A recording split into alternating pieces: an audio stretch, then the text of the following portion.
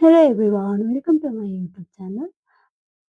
गोरखापत्र अनलाइनमा हरेक बुधबार रहेको समसामयिक लिएर म उपस्थित भएको छु। आजको मिति रहेको छ माघ 7 महिना 2082 साल। क्वेसन नम्बर 1 मा रहेको छ 83औं संस्करणको गोल्डन ग्लोबल्स अवार्ड 2026 मा म्युजिकल कमेडी विधातर्फ सर्वोत्कृष्ट चलचित्रको अवार्ड जित्न सफल चलचित्र कुन हो? One battle after another.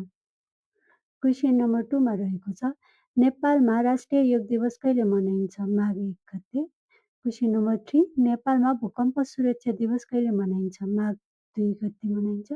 Question number 4 राष्ट्रिय तथ्याङ्क कार्यालयद्वारा हालै प्रकाशित तथ्याङ्क अनुसार नेपालको ग्रामीण क्षेत्रमा गरिबीको रेखामुनिको जनसङ्ख्या कति रहेको छ?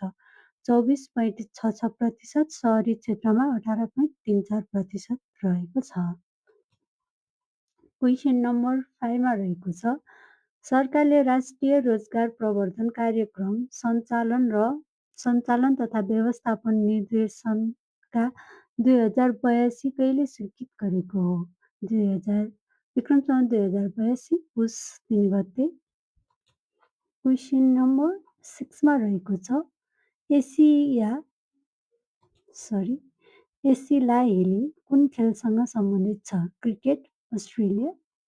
क्वेसन नम्बर 7 संयुक्त राष्ट्र सङ्घले सन् 2026 मा विश्व अर्थतन्त्रको वृद्धि दर कति हुने प्रक्षेपण गरेको छ?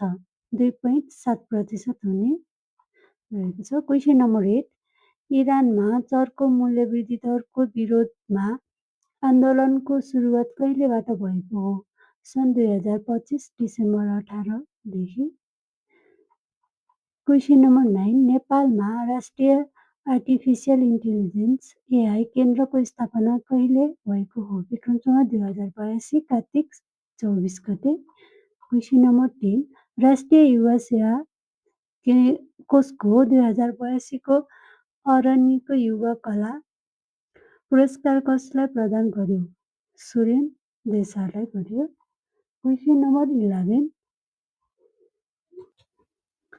आबाल ब्रह्मचारी सडानन्द प्रतिष्ठानले सडानन्द राष्ट्रिय पुरस्कार 2082 बाट कसलाई सम्मानित गर्यो? त्रिविक्रम नेमाङ बैरागी काइला।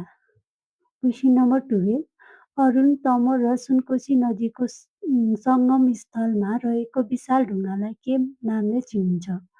खुवालुङले चिनिन्छ। क्वेसन नम्बर 13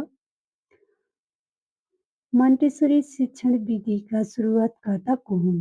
मारिया मन्टेसरी हुन्। क्वेसन नम्बर 14 एसियाको अपरेसन डायलग एसिडीको स्थापना कहिले भएको हो? सन् 2002 जुन 18 मा भएको हो। क्वेसन नम्बर 15 नेपालको संविधानको इतिहासमा वर्तमान संविधान कतिऔं संविधान हो? संविधान 7औं हो।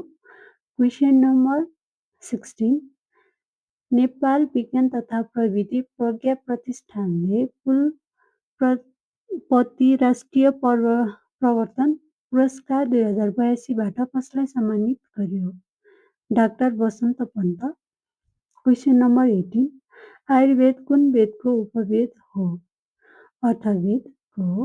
क्वेसन नम्बर 18 संयुक्त राष्ट्र सङ्घीय लागु औषध सम्बन्धी आयोगले गाँजालाई हानिकारक लागु औषधको सूचीबाट कहिले हटाएको हो? सन् 2020 December 2।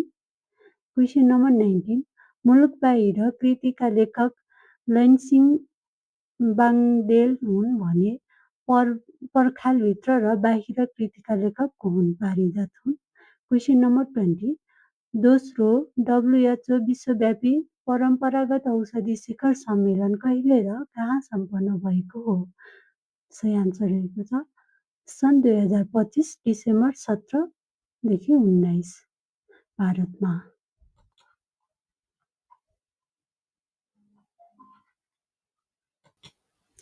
Thank you for watching.